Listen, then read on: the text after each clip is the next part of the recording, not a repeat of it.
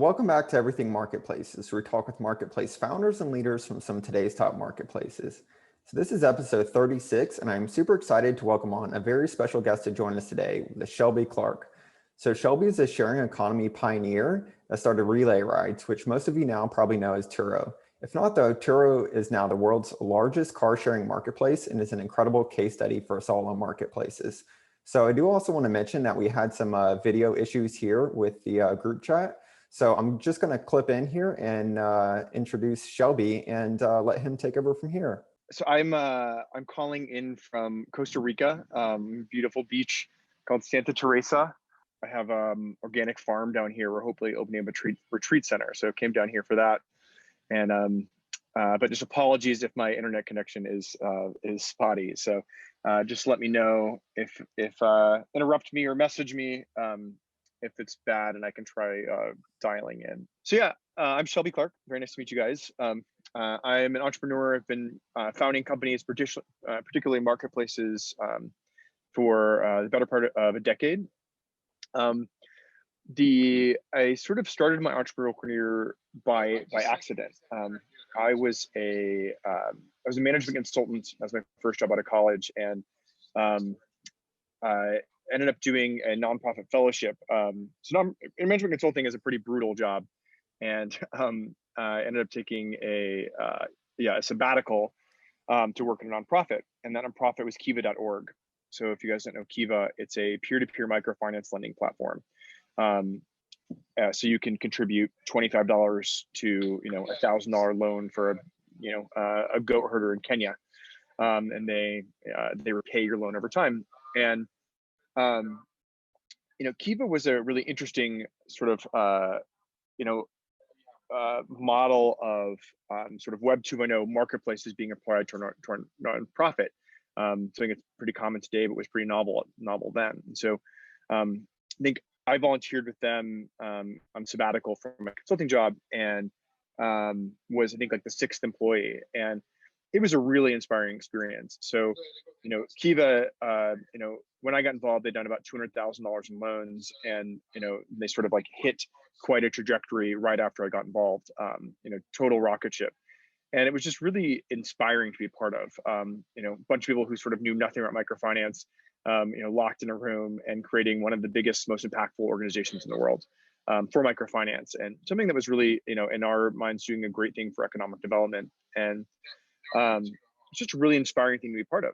This is 2006 when I got involved, and had obviously been in line for a while at the time, but this was one of the first things that was sort of bridging the online and offline world for me, like where making connections in the online world was actually positively impacting the offline world.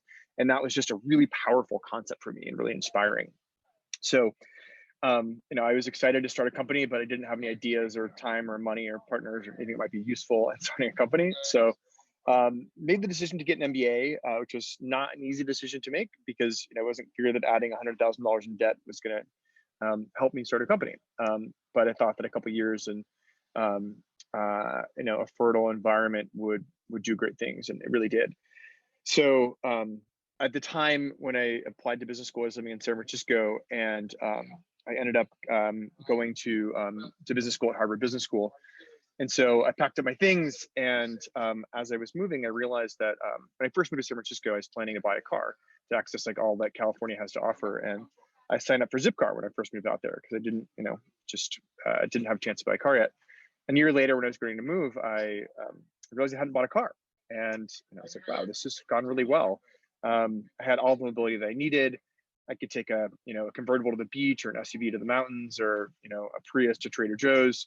And I saved a bunch of money and hassle, and it was a pretty great experience. So I just really noticed that as I moved to Boston. I was like, oh wow, I actually never bought a car. So I moved to Boston and and continued to use Zipcar. And as I went to business school, I had a really strong focus on entrepreneurship. Was really wanting to start something. I loved Zipcar, but I found that when I waited too long to reserve a car, that everything near me was booked. So I found it to not be a really great alternative to car ownership as it was sort of billed to be. And so there very much was a light bulb moment when I came up with the Turo idea. I reserved the closest car to me on Thanksgiving Day, 2008, and it was 2.5 miles away. And I'm not sure where everyone's dialing in from, but this was one of these awful Boston winter days when it's sort of like sleeting upwards at you, like you're getting attacked from the elements from every direction. And so I hop on my bicycle and I'm sort of trudging 2.5 miles through the sleet and the snow to get to this damn car. And I'm not happy about it, and I'm sort of grumbling the whole way, and seeing all these cars that I'm passing are covered in snow that look like they haven't been driven in weeks. And I was like, ugh, like, why do I have to go so far to get to this damn car? Like, why can't I hop in that car? And sort of instantly I like put together these ideas of Kiva, peer-to-peer marketplace, and Zipcar. Like, we have plenty of cars on the road. Like, we don't need more cars to better provide mobility. We need to better utilize the assets we already have on our own streets. And so it was just this, like, it just instantly made sense to me. Like, this thing must exist. And the question for me was, this must exist, or somebody's doing this already, I just don't know about it, or there's a reason why. And so like any good entrepreneur, I go home and immediately start like doing research, like who's doing this, and nobody was doing it, and couldn't figure out why. As I dove into it, the big reason why was insurance. Nobody could figure out how to insure this thing. And so that became sort of my crusade. The next year and a half at business school, academics became this sort of cute hobby, and I was totally focused on getting this company off the ground. And just sort of was very focused on solving this insurance problem. Recruited a couple of classmates from business school, one person who was an expert in insurance, and she was like, after diving into it for a while, she's like, "You're not going to solve this problem," and I quit.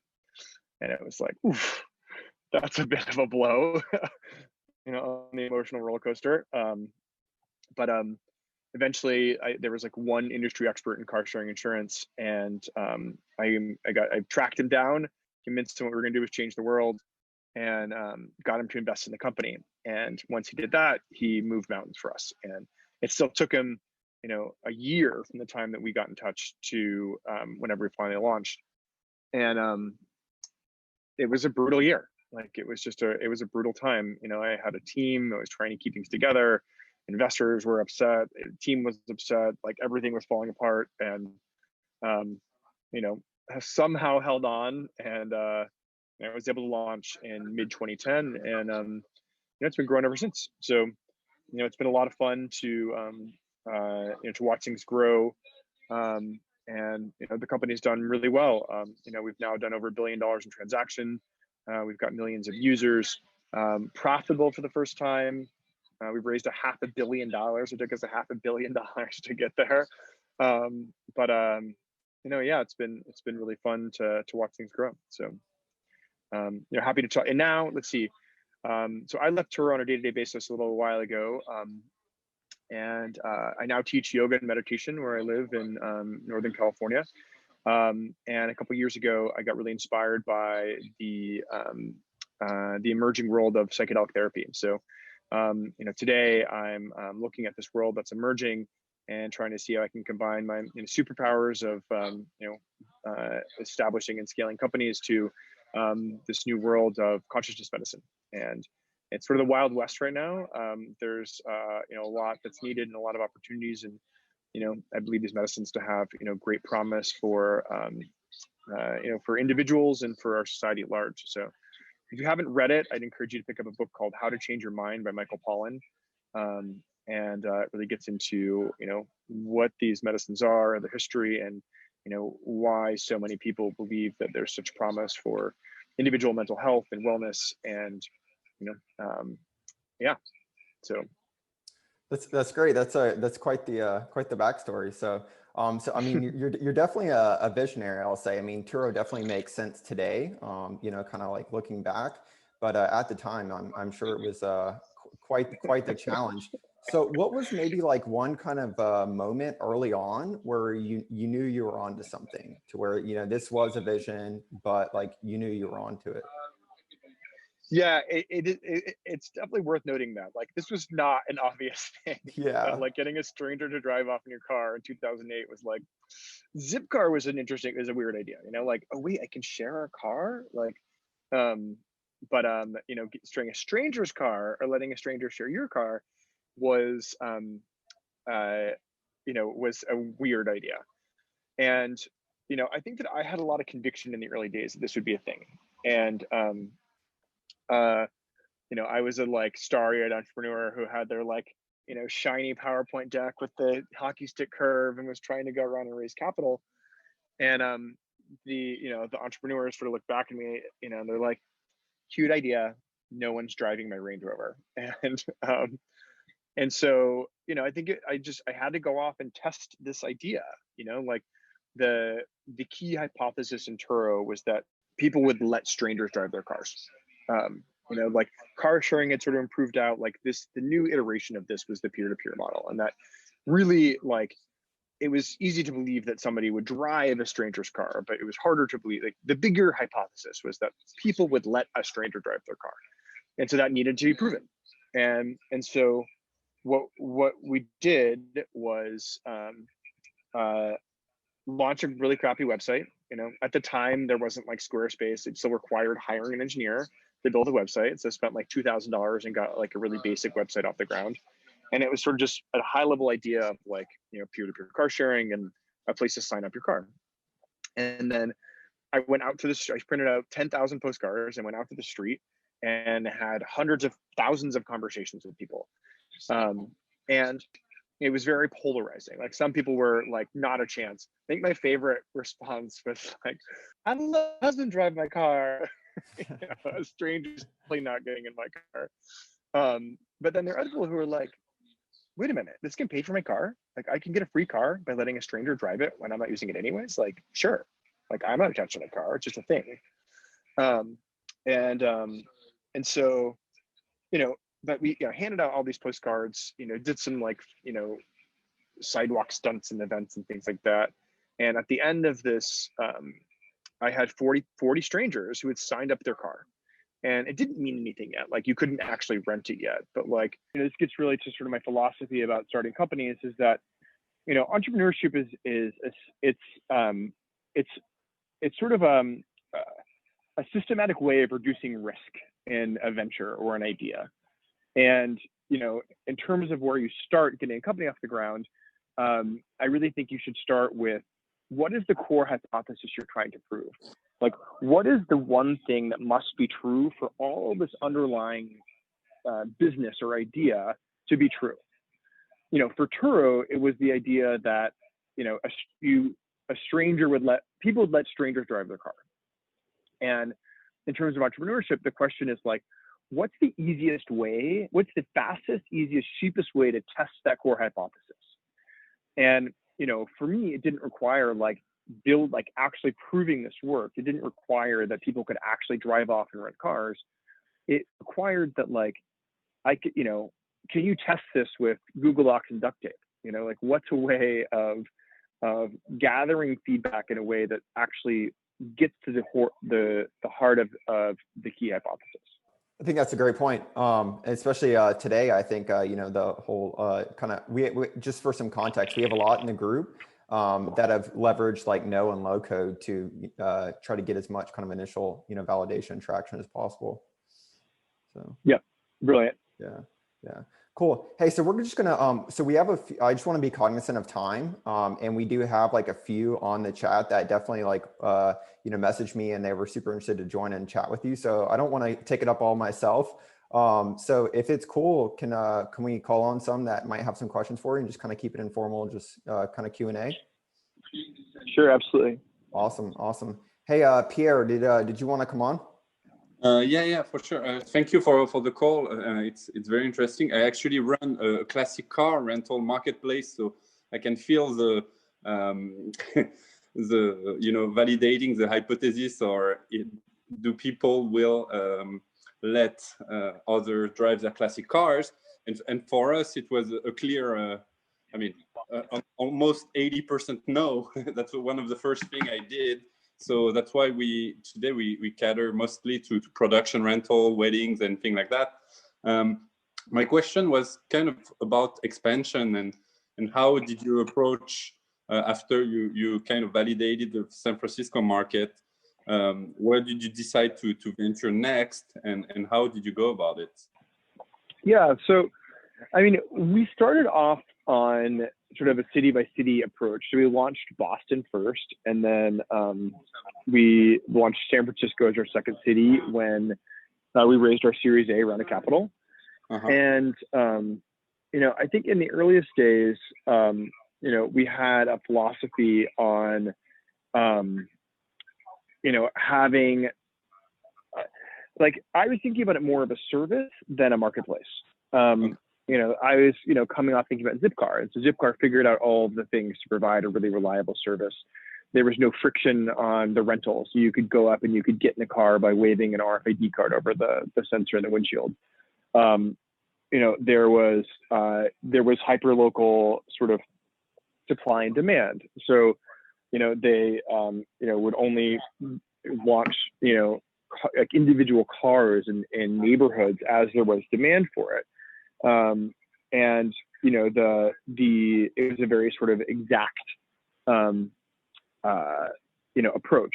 And, you know, shortly after that, we ended up hiring a CEO, and this named Andre Haddad, who's still the CEO of Turo. And he was a veteran of eBay. So he was an entrepreneur whose company was acquired by eBay, and then he sort of joined the leadership team of eBay. And when he came to Turo, you know, he had deep experience in building marketplaces. And what he knew that I didn't is that, you know, marketplaces, you know, they're different types of businesses. You know, a marketplace or a platform they're very difficult to get going. But when they can, like, the resilience and creativity of a marketplace far exceeds what, you know, any company can provide. And so what we did was we moved away from the city by city approach, and we launched nationwide. And, you know, that felt very counterintuitive at the time. You know, going from this model where we really engineered sort of hyper local supply to just saying anyone can put a car anywhere. And, you know, that got away from us, you know, having devices in our cars. We could no longer install these little RFID sensors to unlock the car. People had to meet up and exchange keys.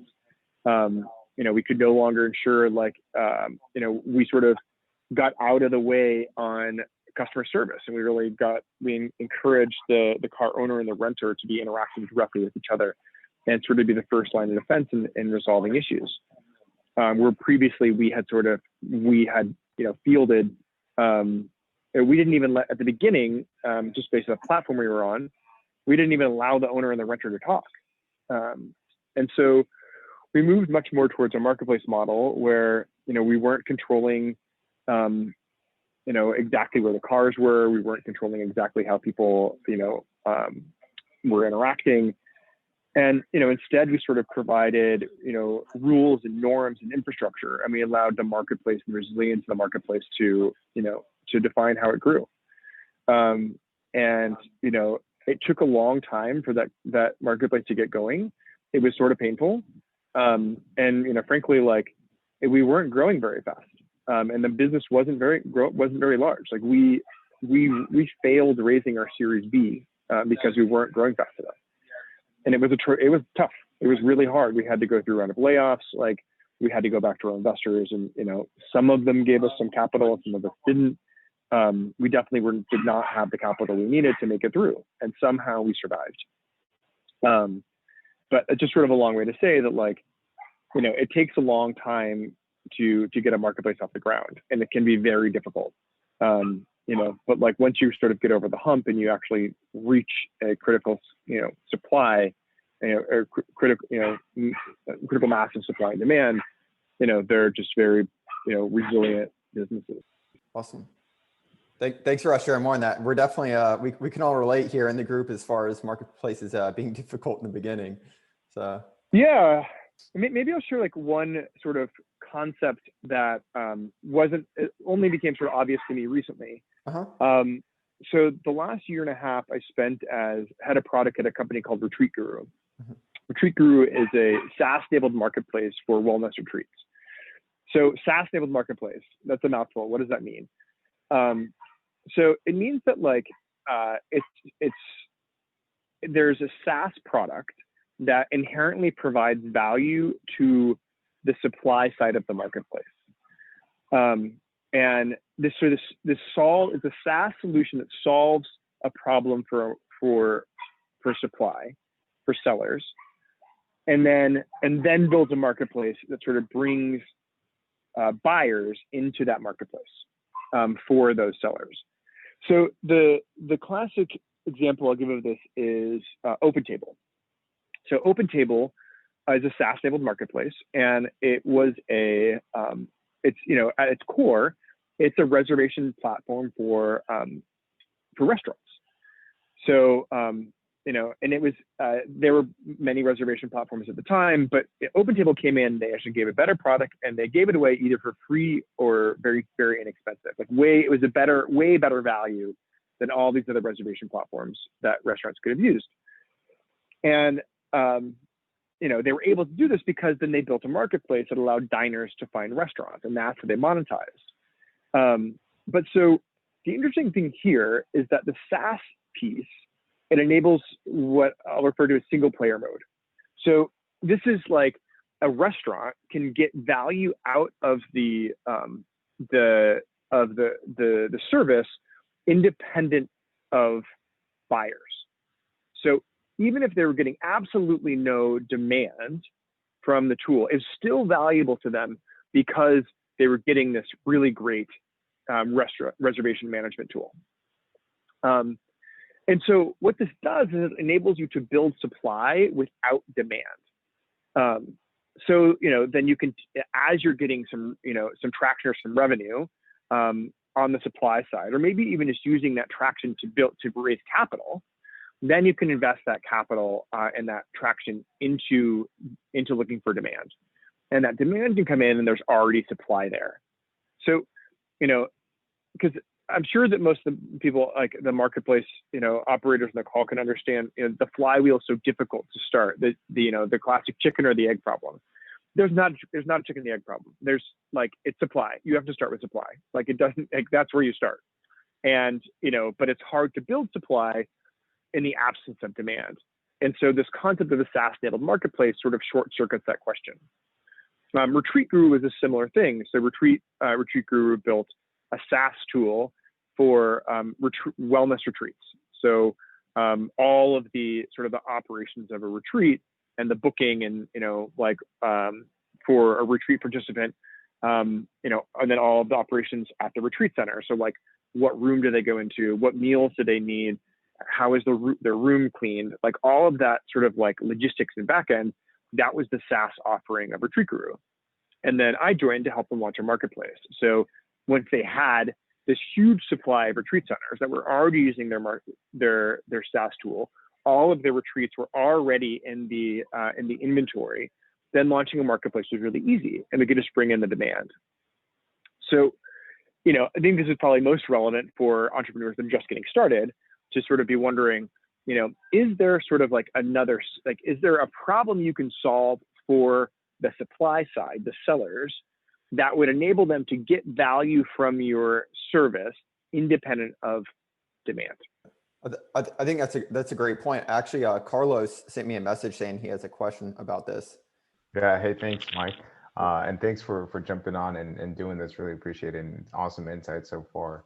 So thanks for jumping on. No problem. My question, very similar. I think I definitely hear you as trying to solve a problem for the supply side, and naturally it just kind of makes it easier for people they have their own customer base, and it makes their life a little bit easier as one way to bring in the demand. And I'm kind of curious if maybe for Turo, once you had that supply, what did you find the most effective tactic to kind of bring that demand? We run a marketplace that helps people find and book athletic space. So our supply is really those gym owners who are renting out their space, and our focus has just been really to enable them to automate the way that they're renting out their athletic space. And now, our focus is trying to get that demand, but curious to see, what did you find the most effective way to bring in that demand once you had the supply on board? Well, this is tricky, and I think that like it's going to, really depend on the individual marketplace. So, but for digital, marketing is a science, not an art. It's basically trying a whole bunch of things and seeing what works. It sort of works, and doing more of that and iterating on that, and then doing less of what's not working. So for us, it was just like a lot of trial and demand, and it was brutal. Like there was a lot of stuff that didn't work, and it took a long time. And it's continued to be an ongoing journey. But there's a lot of different ways to be finding your audience. The other thing that I think was an important sort of lesson for us was to speak directly to the audience you're talking to. So that may sound obvious, but like in the early days, we were like, well, we have this peer-to-peer marketplace. Like do we talk to owners? Do we talk to renters? Or do we talk to them both? The answer for us was to talk to renters. That by speaking to the demand side directly and clearly, we could be surgically targeting demand. And for us, at least, and being, as we spoke to demand, supply could understand what that meant.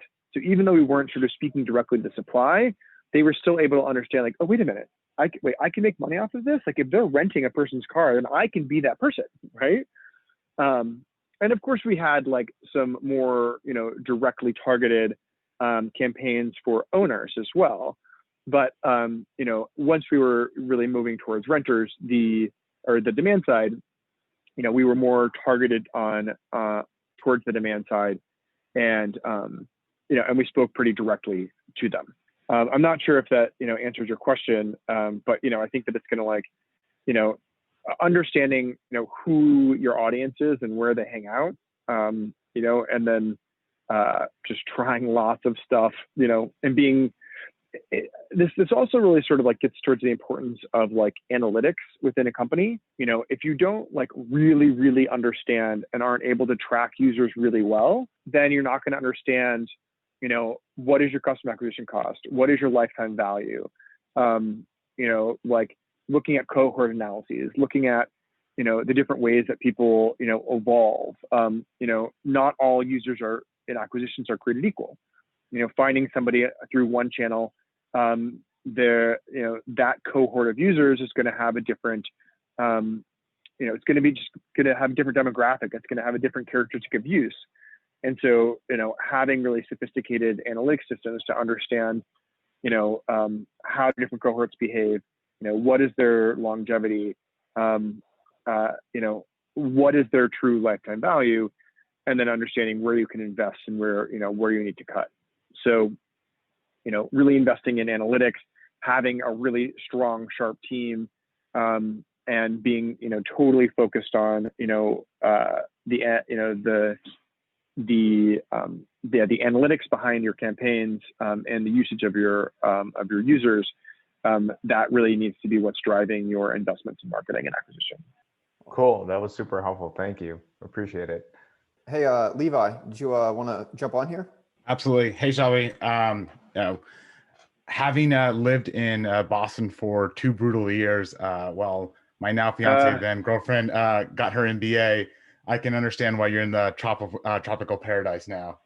I mean, I grew up in California and I suffered those 2 years. So, I think unlike others here in the group, I came to discover Turo much later on in life. Like years, once the business has sort of matured. And it was actually through this book called Chaos Monkeys, written by Antonio Garcia Martinez, where he's talking about like racing Tesla Roadster with an investor, like with a Porsche. And I remember learning about Turo then. So one of the things I would love, to ask of you was, I'm sure you've had a lot of founders like since, 2008 sort of reach out and helping, navigate sort of the fundraising landscape. And like how you sort of talked about earlier, like that was very tough for you guys to sort of overcome. So I lead this group within Everything Marketplaces on Fridays, so today, where we just talk about sort of as a close circle of just like what are the things that folks need to take into consideration when going to raise a pre-seed, a seed, or Series A round. And so obviously when the bandwidth is appropriate, would love to have you come and join that. And then the last bit of the question that I had for you was when sort of casting a wider net, what were some of the things that surprised you guys of saying like, hey, rather than like go city by city in terms of that initiative, let's just go for a national broadcast? Like would be curious to hear like what were the things that surprised you, and then what were some of the difficulties that came because of that? Sure. First of all, thanks for the invitation. Would love to be helpful. So, so Mike, feel free to give Levi my information, and we'd be happy to join. Awesome. In terms of some things that I didn't expect, I was really worried about moving towards this key exchange model. So as we launched nationwide, we could no longer have technology installed in every cars. So this meant you had to meet up with the car owner and exchange keys. At the time, our average rental was 3 hours, and I just didn't think that this made sense. Like I was like, there's too much friction in this model. This isn't going to work. And our CEO is like, they'll figure it out. He's this French guy who was laid back and was not too worried about it. And I'm like freaking out, and they figured it out. They've absolutely figured it out. But there was a couple things that happened in that. The first was that the characteristics of the reservations changed. So it didn't make sense to go through all this hassle to meet up and exchange keys for a 3-hour rental. It was just too much hassle for the car owner to make $25, $30. It just didn't make sense. So what we saw was that people gravitated, or for the renter either, frankly, like it was just a lot of back and forth, and it wasn't worth it. And so the average rental went from 3 hours to 3 days. And the average revenue, it went up like many-fold as well. And so, the overall volume of reservations went down a little bit, but the overall revenue went up a lot. And the attractiveness of those reservations became way better to everybody. What we found was that at the time we had an awful negative gross margin, which meant that the more money we made, the more money we lost. So it's not a good business model, but we somehow survived that. And one of the issues that we found was that like it was the cost to service a reservation was roughly similar, regardless of if it was a 3-hour reservation or a 3-day reservation, in terms of customer service, in terms of damage. It was a little bit more for 3-day reservation, but it wasn't linear. So like from our perspective at Turo, these reservations were way more profitable and attractive. For a car owner, they were making, a couple $100 from the rental instead of $30 for the rental. So it was way more attractive to them. And for the renter, they also got more value out of this exchange. And so, I was not what I expected, but, we sort of discovered a new and better business model. And this sort of gets to the idea of like just really listening to your customers. Like I thought that I knew what things needed, and I bet that if I would have asked them, what they wanted, they would have said, "Yeah, we definitely want this technology and made it an easy thing." But in the end, like we tested something out and it worked. And we didn't get rid of hourly reservations and technology in cars, at least in the cities where we were at, until we saw this working. And then we could pivot the business. So it was like, being open to trying new things, running experiments, and having the data and analytics to know if the experiment worked or not. The other thing that was surprising, which I just love the story, is that, as I'm sure I think it was Pierre who runs the luxury car rental service knows, damage is one of the biggest things that we were dealing with. And it was definitely a lot worse whenever we were doing hourly rentals, because, often those were not, they were back to back and people weren't checking the cars between the rental. And they were just sort of anonymous, like I show up at this car, you know, I take it on a drive, I ding it, I maybe, you know, actually dent it, maybe I cause a decent amount of damage, and I just hope no one notices. This was a thing that we had to deal with, and it was sort of the bane of my existence. And when we launched nationwide and we moved to Key Exchange, the amount of damage went down dramatically. And, you know, when talking to people, I think that people just like having this, they really loved this peer-to-peer exchange. Like, I thought it was going to be a pain in the butt. And when people talked, when we asked them what they liked and what went well, they were like, oh my God, I loved meeting Mike. It was so cool. Like, you know, he was such a nice dude. He like, you know, it's just the age of CDs. He was like, he showed me his CD collection, and like, he walked me around the car, he told me some stories, and he gave me some tips about like, you know, his favorite places to go. And, you know, it just became this like personal experience. And, you know, it sort of transformed the mentality of like, who cares, it's a rental, to like, oh no, this is Mike's car, I got to take care of it. And so we found that damage, you know, really went down. And so it was one of the heartwarming stories of, you know, peer-to-peer in the sharing economy, was that like the human touch and connection is important. And, you know, the lesson to me was that the more that we can actually, you know, facilitate that human connection, the more that we can like really sort of play that up and help people understand that this is, you know, an individual's car that they're sharing. You know, it went a long way in terms of, you know, improving damage, and like creating, you know, affinity towards the company, and having better experiences. So, you know, sort of a great story for peer-to-peer marketplaces. Awesome. Yeah. Thanks for sharing that, Shelby. And it's cool to hear how like what you think might be friction is actually what helps like impact the business in a positive way. I do have a follow-up question, but, you know, of course, want to let other folks like ask questions as well. And that's more so suited towards like, you know, when you guys first started this, of course, the sharing economy wasn't a term that was widely known.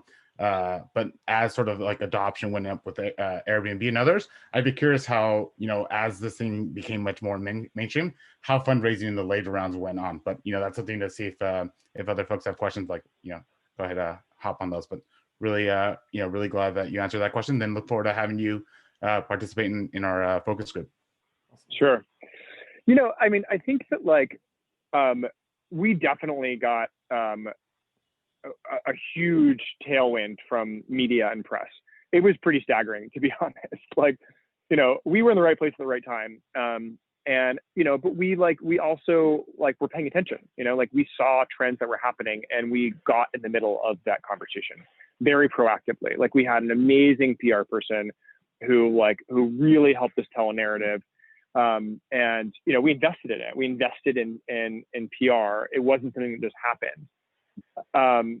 You know, and I think, you know, we were lucky. We were among sort of the best beneficiaries in the entire industry of sort of this, like, you know, of the media attention and the recognition, you know. But like, you have to make sure that like you're able to convert it. So, you know, in the beginning it was sort of difficult because we were only in these two cities. So the vast majority of people who read an article weren't able to convert. You know, it was just irrelevant to them. And, you know, we tried to capture those leads and revisit them when we joined their cities. And the reality was that they were totally lost. You know, we converted a small single-digit percentage of people who signed up for, you know, Turo, or at the time RelayRides, when we came to their city, and, you know, very few people actually became customers. It was one of the reasons why we wanted to launch nationwide, was that we were getting all of this, like, you know, national attention. We wanted to be more relevant to people. You know, in terms of fundraising, I would say it opened doors, but that was it. You know, investors are very, you know, clear that, like, you know, press is just hype. You know, like, it doesn't mean that you have a good business. Like, getting yourself on, you know, the cover of magazines or newspapers, like, it's great for your ego. It's great to get, you know, sort of, you know, name recognition, which is important, especially for trust-based businesses. But, you know, like, it is that converting to transactions. You know, like, Are you able, if somebody comes to your website because they read an article, like what's the call to action? Are you converting them? Can you show that link through analytics that like, you know where they came from and you know how they convert? So, you know, investing in PR, I can't recommend enough. I think it's like, you know, really masterfully telling your story can, you know, create an enormous amount of momentum. But you really have to figure out, like, you have to convert the momentum into like action in order for it to be meaningful. Awesome. Thanks, Shelby. Well, one more thing that I'll say about the PR that was really helpful for us was it opened a ton of doors for large corporate partnerships. And I was sort of put an asterisk on this because, you know, frankly, the large corporate partnerships like didn't end up being very helpful for us. You know, I think that this is sort of the innovator's dilemma. Like, you know, how does an incumbent, you know, deal with innovation, disruption, and, you know, how do they work with small companies?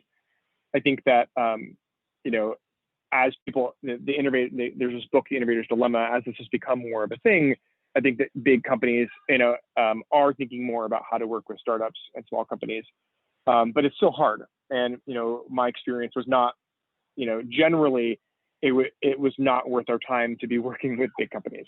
You know, that said, you know, I wouldn't, you know, dismiss that out of hand. And, you know, the press that we got, it opened the doors to us, to these large companies. You know, like the first deal we did was with General Motors. You know, we did a technology integration with OnStar, and you know, I was negotiating a deal with the vice chairman of General Motors when we were, you know, a 30-person company that had done less than $1 million in revenue. It was just this like staggering thing. You know, but the big companies are paying attention. You know, they're reading, you know, they're reading the tech publications, and they're trying to figure out how to be innovative. And, you know, to the extent that like the media can thrust you into that conversation, it's going to open doors for you. And if you can help, I gave a talk one time called the opportunity of disruption. And in this talk, I talked about how incumbents can participate in their own disruption.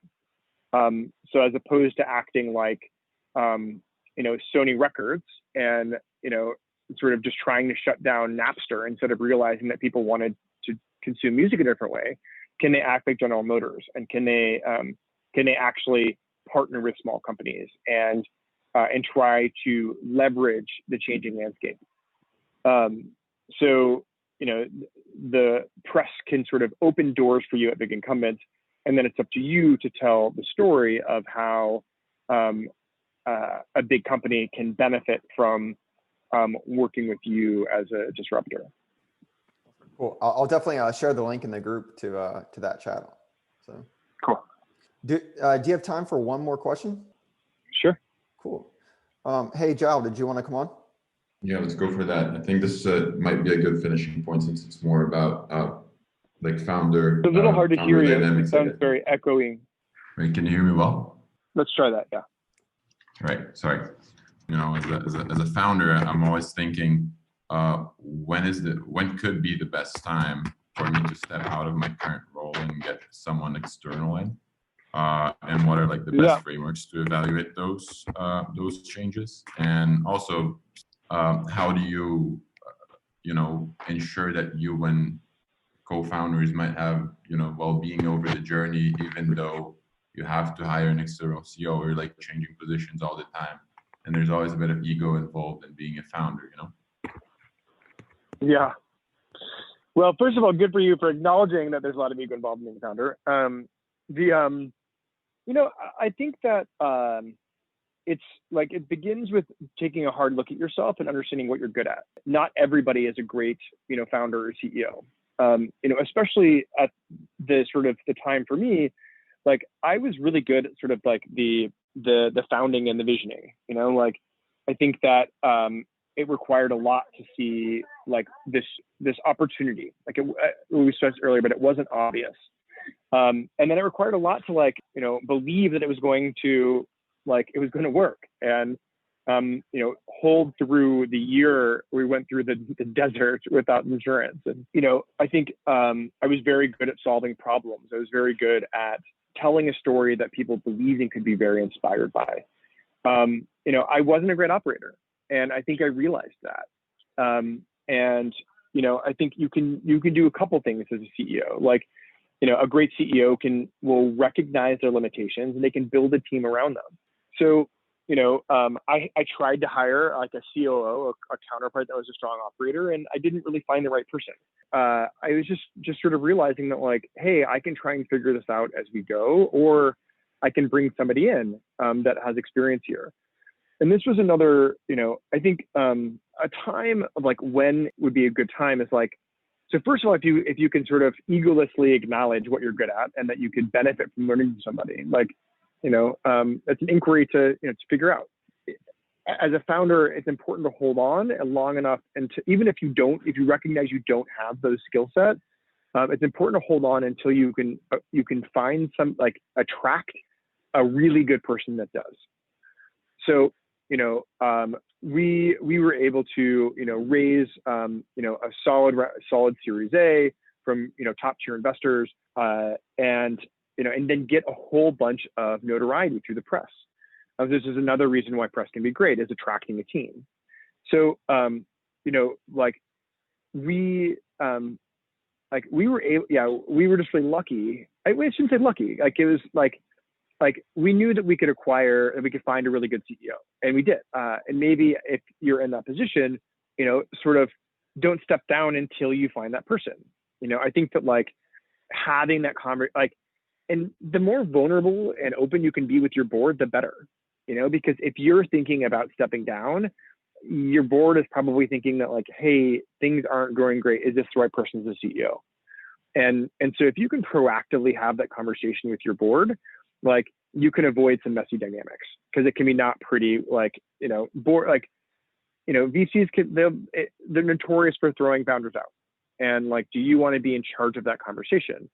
If you can sort of get ahead of that and say, hey, I'd like to bring in a CEO, in this time frame under these circumstances.